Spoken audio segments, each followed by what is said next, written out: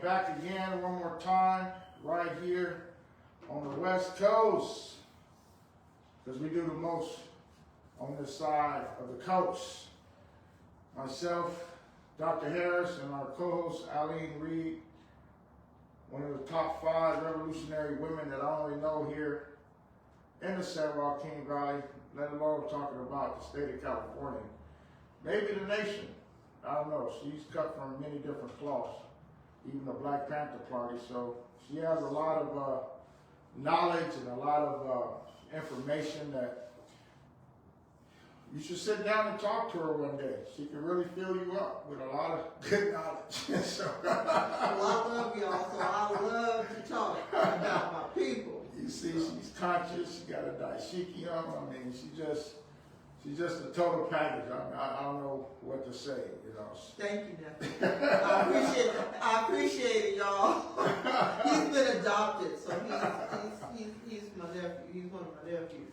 Well, you know, there's been a lot going on since the presidential election. I was just kind of dumbfounded. I think it was about 8 o'clock. I looked at the TV, and they showed this picture of the United States, and it was just about all red. Not all red, for a little bit blue pieces here on the edges, and I was like, and so I called her. I said, hey, if this showing red, doesn't it mean Donald Trump? And they said, no. I said, on the East Coast I called. They said, no. You gotta wait till all the votes be counted in. I said, but it looks like over 80% or 90% of the whole United States is red. That's right. And those 7 swing states, I think he got 3 or 4 of them. Those swing states, Michigan and Pennsylvania, and I can't remember Michigan. Right. Anyway, he got a lot. He scored big with suburban white women. He scored big with Latinos. Wow. Got 43% of their vote. Wow. I think black people voted for him. It went up from 8% in 2016 to 12%. And this is all based on exit polls. So, you know, I mean, exit poll, I don't know. But the fact of the matter is, you know, it just kind of, you know, like shocks me to be 54 years old, and as a civil rights leader here on the West Coast, as well as across the country, that it's kind of like a dream, a nightmare. Like, you just never would have thought that what a person stands for, and correct me if I'm wrong, white supremacy, racism, disrespecting women. But then I said, well, and then that stuff that happened at the Capitol. January 6th riots, yeah. And I asked myself, and maybe it's not a good question to ask myself, if a black man, come on, or let's just say Barack Obama, would have did everything exactly like Trump did, would the scenario be different, or would it be the same? I think it would be different. What do you think? I think that he'd be in jail. I think he would have been in jail a while back, because there's a double standard. There's not supposed to be a double standard under the law, but there's a double standard in this country, because, like you said many times, this country was not built for black people, for brown people, for indigenous people. And this is how it comes out. This is how it shows itself. I remember Al Sharpton saying, well, you know, people who are from New York could have told the rest of the country that Donald Trump was a shyster. That, you know, nobody wanted to deal with him, that he was a racist, that he was a misogynist, that hated women. And we're talking about a serial person with infidelities against his lawfully wedded wife. He's had children out of wedlock with Marla Maples when he was with the first wife. And now he's with this wife who is a porn star and also an immigrant. So just like his first wife, who I think was Russian or from one of the Eastern Bloc countries. So how do we figure that this person is not degrading the office of the presidency? You know, I guess you see me moving because I'm trying to find choice words. That's always a good thing. That's always a good thing. Because it seems to me that, you know, if we go back in time, and everybody knows me when I talk about something, I have to go back in a historical piece, conversation. And if we were just to rewind and go back in time to Donald Trump's forefathers, because they're not my forefathers, they're your forefathers, but forefathers, let's just use that for a term right now. That when all those white men came together to create their constitution, they had no intentions then,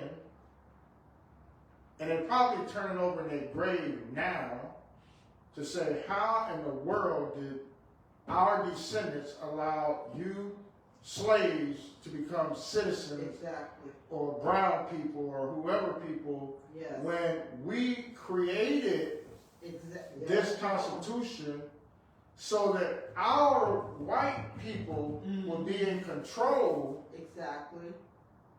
And we created systems. We created systems to ensure that the black man and black woman will always be looked as cattle, a commodity. We never intended for our descendant children and great, how many greats till you get to Donald Trump, is carrying out what the forefathers started. All right, now, and it's all playing out, Rev. That line of thinking is playing out right now. And they called it democracy. I'm using air quotes for that. Small d democracy, Western democracy. And I'm saying small d democracy for America because these, not only did they intend for us never to become citizens, a form of slavery still exists now that just got shot down not too long ago in Congress to take out slavery from the penal system. They shot that down, and I'm saying that because how many black and brown people and people of color are in the penal system? And they're using them for labor, for slave labor, and there's nothing that anybody can do about it because it's in the Constitution that now with the 13th Amendment, chattel slavery was abolished, but slavery, if you are in prison, is not. And those are the systems that I'm talking about, because systems, there has to be some type of language that can narrow down the narrative of what the forefathers were talking about. A system that they created was Jim Crow. That's right. Jim Crow was created, and to our listening audience, we want to thank you for attending the Black Agenda Network. Thank you, Dr. so much. Harris and our co-host Aline Reed, is that every week we come on, we always tell you, do not believe us. I don't even want you to believe. Matter of fact, I want you to say I'm lying, so that you can go and prove me right. That the systems that was created by the forefathers, which Donald Trump today is an extension pipeline back to Brother Georgie and Uncle Lincoln and Brother Jeff. All those people, right, had an agenda to keep black people oppressed in this country. And then black codes came around. All this stuff, then they tried to push it. No, they didn't try, they did. Push them redlining to stop black folk from inquiring loans and land. And even Dr. King talked about that in one of his speeches, about how the U.S. government was giving land to white folk, land grants, and see, and I tell people, that's how the USDA was created. Exactly. It was by white men, it wasn't by us. No, and we know because of the big lawsuit that black farmers just won against the USDA for all the terrible things that they've done, that it was never intended for us, even to this day. So now what we have, everybody, is Jim Crow 2.0. And it's going to get real for a lot of people. The people who voted for DJT, who thought things were going to get better financially for them, what's going to happen is that he is going to beat poor people and marginalized people. And now we've got the LGBTQ community who they say they're marginalized. Okay. All of these people are going to be beat to a pulp with the economy, and his authoritative government is going to take over. Let me just say this. The fact that he's putting all these unqualified people up for cabinet positions is not a mistake. He is doing this so that he can go ahead and do all his shiesty stuff on the side. For example, his daughter, Tiffany Trump, is married to a Lebanese American. Her father-in-law has just been appointed to a cabinet level position to deal with Lebanon and other areas of the Middle East. And he continues to put family members in positions like that, cronies and minions. This is what an authoritative fascist government does. You are loyal to a person and not a country. A person and not a country. Think Adolf Hitler in the 1930s, and people are like, oh, it's not good. We don't know what it's going to be. We just know what's already set up, and we already know from 2016 that he was stuffing the federal courts. And this is particularly important, Rev, because during Jim Crow, it used to be racist people, segregationists were saying states' rights, states' rights.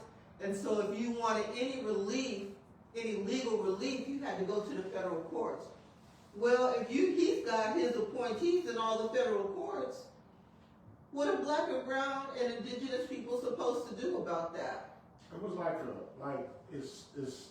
it's I keep saying it's like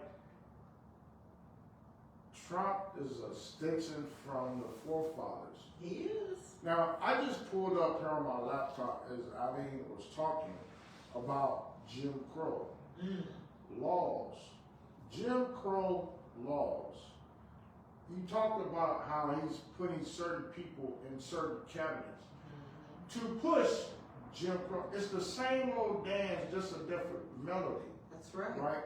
It says the Jim Crow laws were states and local laws introduced in the southern United States in the late 19th and early 20th centuries that enforced radical segregation.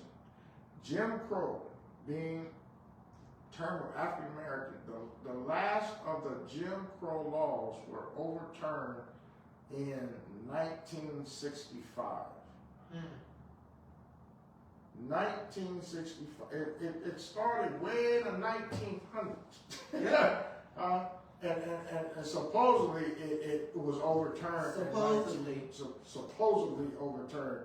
Now, because people don't understand, Aline, that our people, King and Lyndon Johnson, King negotiated with that brother. Yeah, and he did. To sign that, saying, look, man, y'all, you want to talk about how equal and in your songs and pledge of allegiance and all this kind of stuff, and wanting our people to join your military and this, but we don't even have, we go fight in the Korean War, we go fight in Vietnam, and then we come back home and we're treated like a doormat. We can't even vote. Can't even vote. I mean, we're loving a country that don't love us. That's right. How we salute a flag that don't take care of us. We're still dealing with the same stuff that Brother George started the Constitution. Still dealing with it. Trump was I don't know how this all happened, but it happened. He is pushing the agenda of the forefathers. Yes. Back started again in 2024. I agree. And the funny part is that every time I mention what I'm about to mention, colleagues, cohorts, and people that I respect tell me I'm wrong. So maybe I am wrong. I believe because of everything that Reverend Dr. Harris just outlined, that we need a second constitutional convention, and we need to fix some of, and right some of these wrongs that are in the Constitution. Prop 6 in California, we need to get rid of slavery in the prison system. We need to make voting rights, the Voting Rights Act of 1964, an amendment that cannot be changed. It doesn't have to be re-ratified every 25 years. You know, we need something, but people don't want to tinker with the Constitution, but the fact of the matter is the Constitution already been shredded. You know, we're not a democracy anymore. And people like Donald Trump and his minions are counting on the fact that people get their news in 30-second sound bites. They don't want people to research. I don't know if I told you, Aline, or maybe I did, and I need to tell our listening audience this, and I've been trying to figure out what we're going to do for this communication, that there's a push from the Trump administration to wipe out social media and communications that we can get to our people. Yep. I've been doing Blog Talk Radio. Me and Dr. Kennedy started probably over close to 20 years ago. We grandfathered many people's shows across the country. Some have died and crossed over. Some still have these shows. Tony Glowacki was another one. He's passed on, may he rest in peace, and he crossed over. And as of the first of the year, that's right. Blog Talk said we're shutting down. And this is important, everybody. This is important because if you don't have access, this is what the internet is supposed to be: equal access to information. And you're talking to somebody who was always looking with a squinted eye at the internet because, you know, anybody can say anything about anything. They're not saying what Reverend Dr. Harris is saying, to do your research. And so if you take away all the platforms on the internet and you limit people's access to that, well, that means you have control of the media. And then what happens to big newspapers that refuse to do a presidential endorsement, like the Washington Post and the LA Times? First time in some of their histories that ever happened. So why? Because they were afraid of Trump and his people. So they're going to take control of media, and they're going to block out communications. And so it's sort of like Gil Scott-Heron said in the 70s, you know, the revolution will not be televised. So now that's coming true again. The revolution will not be televised. So it's going to be important for people to be aware of what's going on in their own communities, to get tight with their friends and neighbors, to be ready for the revolution. Kwame Ture, Stokely Carmichael, used to answer his phone like that. phone would ring, ready for the revolution. And it's true. He did. You know, he answered, ready for the revolution. That's what we have to be. Right. I never thought at the age of 66 I'd be having these kind of conversations about where we have to go into survival mode. But you know, where black people are going to survive. Make no mistake about that. Black people are going to survive. If we could survive chattel slavery, we could survive this. It's deep. It is very deep. It's deep. And for those of you who just want to pray about this, and that's it, I feel sorry for you. Because, yes, I believe in prayer. I pray every day, every night, whenever I can. I pray on Sunday. But there's going to have to be some action. And Absolutely. I feel very sorry for those of you who just want to just pray. You know, you're going to have to do more than that. Much more. So survival is something that, I mean, as Aline's talking, I'm reading the Jim Crow laws. I mean, so here's some homework assignment for everyone. Go and research what Jim Crow laws are, especially this generation, because I'm sorry, the school system is not going to teach you what Jim Crow is. They're not going to teach you what black codes are. They're not going to teach you what real segregation is. You know, they're just going to give you just the touchy fuzzy stuff. I had a dream, and people walking on. Listen, we pass all that right now. This is about life and death right now. Yes. This is about our seniors make programs going to get cut that they may not be able to get medication. You know, right now, Alan, I think you should tell me that. You go to the stores, and right now the shelves are empty. They're empty. Were you telling me that? Yeah. You were telling me that. I go to Dollar Tree every couple of weeks, and I like pinto beans. My folks are from Texas, so I'm a beans and rice kind of person. And every time that I have gone to two different Dollar Trees in my city, all the rice is gone, and all the dried beans are gone.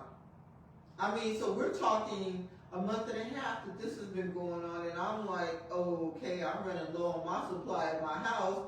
I'm getting a little touchy, you know. Isn't it ironic that Blog Talk is shutting down right before the president is put in office? And he said that he was shutting down social medias, you know, and I'm feeling in my gut that's part of what happened with Blog Talk. I mean, just the timing of it is just ironic right now. So how do we communicate? So when you're in a war, family, one of the things is when you're in a war, whoever you're fighting, one of the things they want to target is the communication. They want to knock out the communication.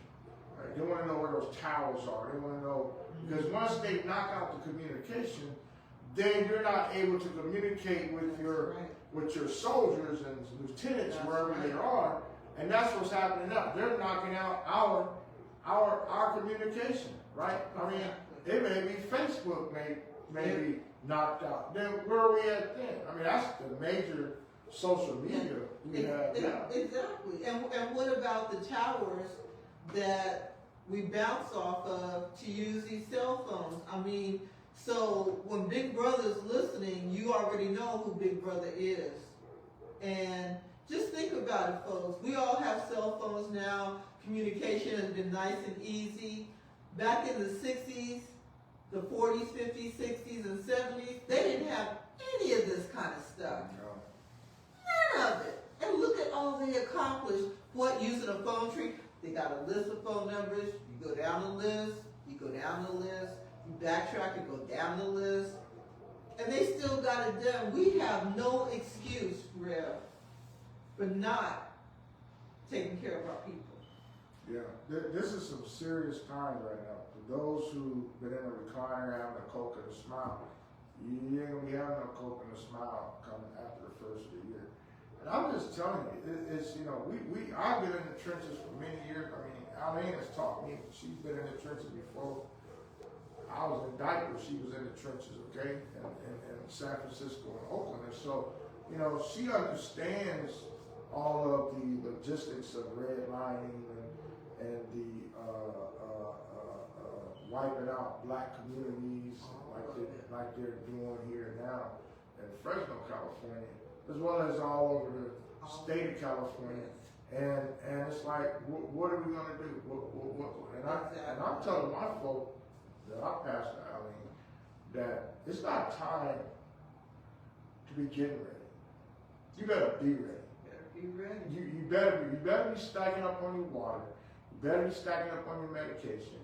You better get all your doctor's appointments and everything. Out the way. Because when those scissors come and stuff is cut, Exactly.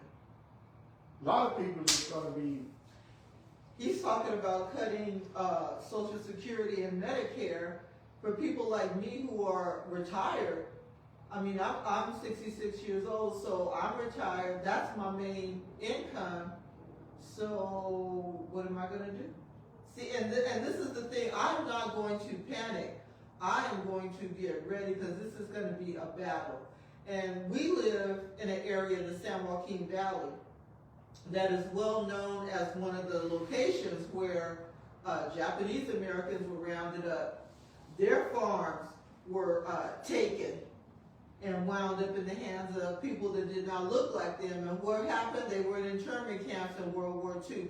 So it has not been that long ago that people were rounded up as they were thought to be enemies of the government. And I do not put that past Donald Trump and his minions, right?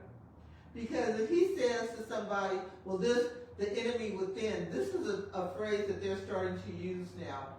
So who's an enemy from within? This is supposed to be a democracy where you have free speech. The only type of free speech you do not have, you cannot go into a crowded theater and yell fire. You cannot, overtly discriminate against people overtly. But everything else, you're supposed to have freedom of speech. So everything that Reverend Dr. Harris is talking about means that freedom of speech and freedom of communication and probably freedom of religion is going to be taken away.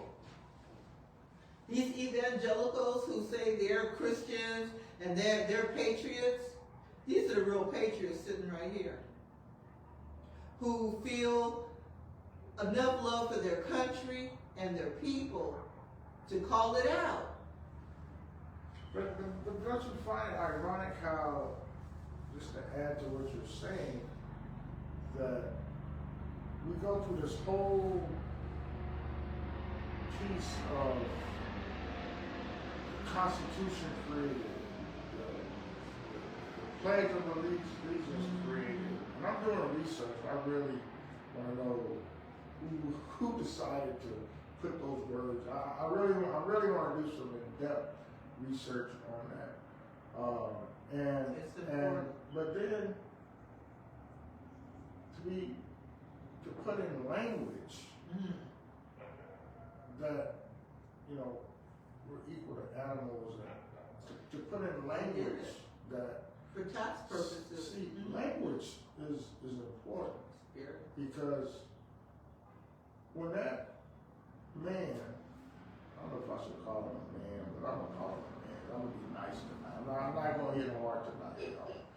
That's why I'm trying to find choice words. I'm not gonna hit hard tonight. But that man that had his nasty, low-life knee, stanky knee on George Floyd. Yes. After all the black folk have been through, and to just sit there as this man is hollering for his mom. And then to have another police officer standing there. When are you going to understand that your black, it was written that they have no respect for us. And it's like, and and Aline, I'm going to tell you this. I'm going to be honest with you. I'll probably be a dead man right now George Floyd might still be alive. I'm gonna tell you why. Because even in Fresno, and this is not an attack on all of our men, because the real men know who they are, so I don't have to point out who you are. You know the real men. Mm-hmm. But if I was there when George Floyd was, that man had his knee Right. on his neck Yeah, for 8 minutes. for 8 minutes.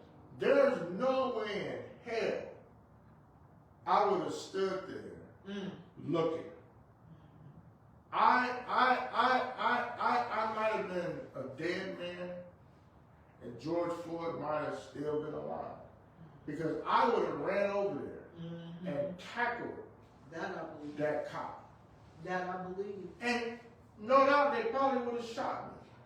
Probably, because you know. But the problem that I see is that the black men are somewhere. We have lost our spinal cord. We've lost our backbone to where we can see police or just anybody for that matter beating up on a black woman or beating up on a black man, and we just stand there watching and don't say and don't. It was a black teenager, a girl, who recorded the whole thing, or we wouldn't even know what happened. Yeah. She was brave enough to take her phone out and record it. And what you're saying, Rev, is very profound, and I say that because one of the first things that the Trump administration wants to do is have blanket immunity for police officers. Blanket immunity. So that means they can continue this murderous rampage that they do in our communities, and nobody is going to hold them accountable. And that means what? We have to look out for one another. Cop watch is not new. The Panthers started cop watch in the 60s, and all they had was a pencil, a pen, and a piece of paper, writing down everything that they saw, taking down the officer's badge number and name. And you know, the Black Panther Party, I mean, those brothers and sisters, they were college students. Yes. They were sharp, right? But the government wanted to make them seem that they were thugs.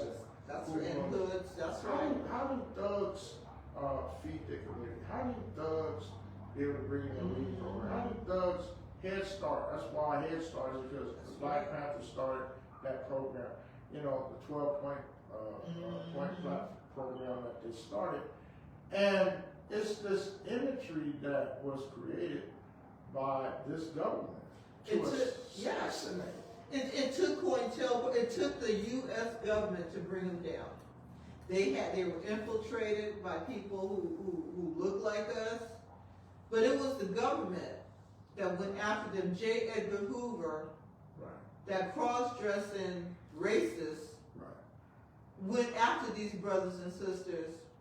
I'm gonna tell y'all, when I saw what they did to the Compton chapter of the Black Panther Party, it was nothing but a shell. They bombed the hell out of that office and killed a bunch of people. Bunchy Prentice. I mean, just it's unbelievable, and that's why this education system, you know, people like Fannie Lou Hamer who created the freedom schools in Mississippi, because you know that's a whole nother show. it is a whole other show, but that's why we do the Black Agenda Network, so that we can talk about all these things in time.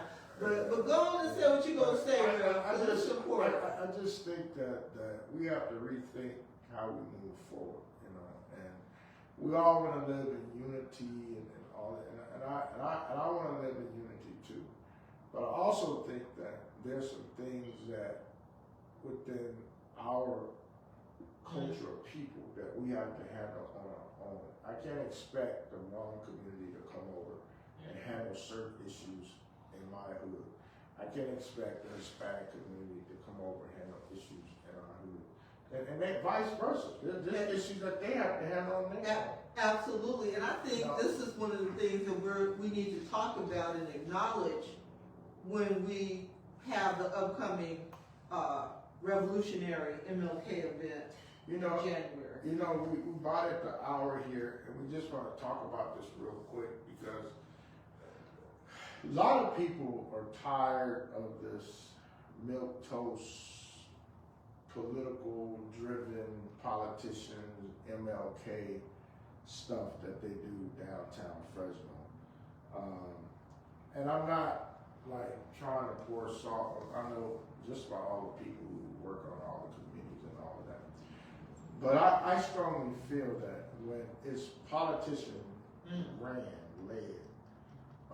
all the politicians are in the front and all the people are in the back. That's right. And then when we start looking at statistics and data about people and black people and how people, communities are being hijacked, taken over, and enemy domains coming in, all that stuff. And these people who's supposed to be looking after the people of their in their districts is just worried about their own political status.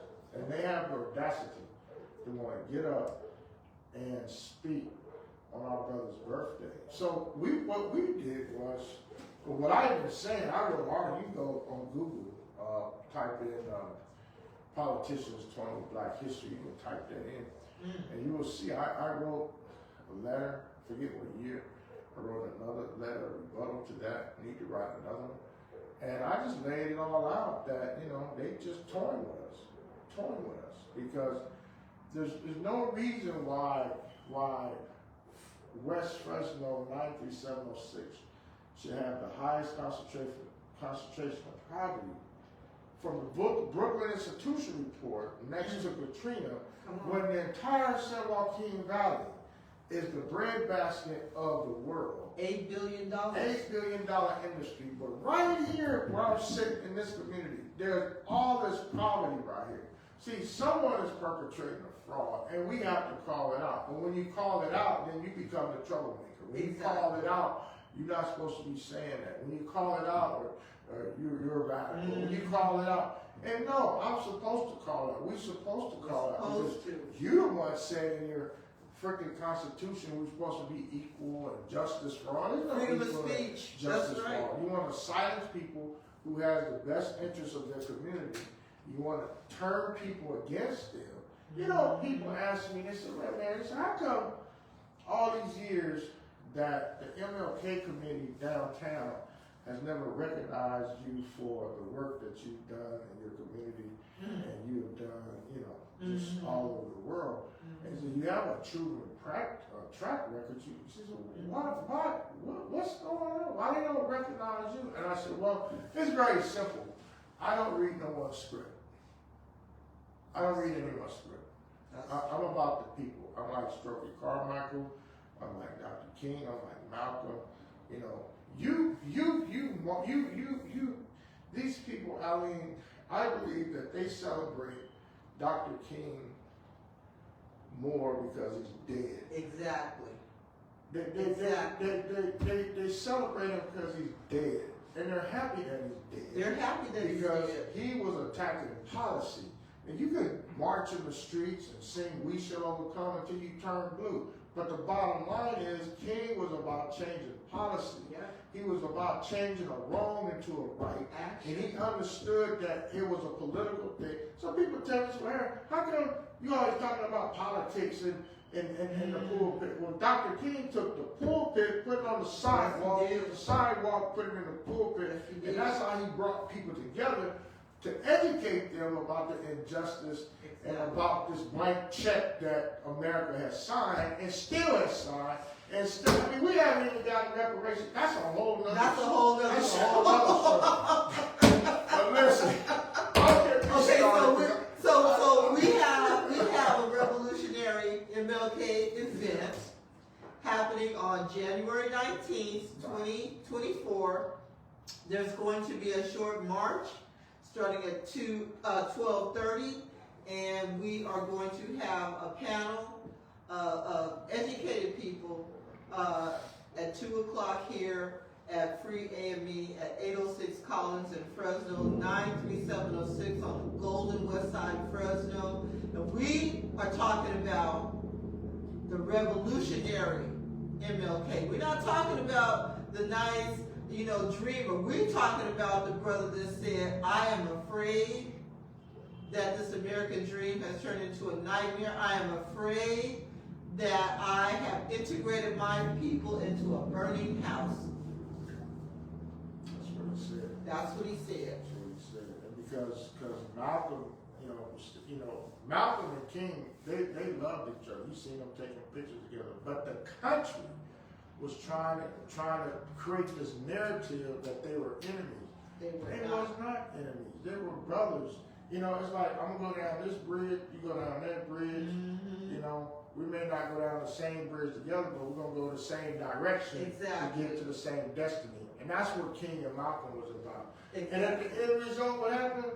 They both get assassinated. They both. So, the thing as we end this show, I want everybody to understand this, is that if you are a black person, you can say brown too, I'm talking about black.